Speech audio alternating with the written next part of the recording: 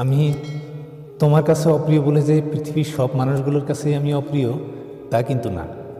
ব্যাপারটা হলো তোমার ভাবনার মতোই আমি হতে পারিনি, বা তোমার মানসিকতার সাথে খাপ খাইয়ে আমি নিজেকে তৈরি করতে পারিনি, সেজন্য তোমার কাছে আমি অপ্রিয়। তার মানে এই নয় যে সবার কাছেই আমি অপ্রিয়। আমি কারোর না কারোর কাছে খুবই প্রিয়, সেটা আমার জানা বা অজান্তে। একটা মানুষ যে সবার কাছে প্রিয় হবে তাও না, আবার একটা মানুষ যে সবার কাছে অপ্রিয় হবে তাও না। ব্যাপারটা হলো যার মানসিকতা যেমন, সে অন্যজনকে তেমনটাই মনে করবে, এটাই স্বাভাবিক।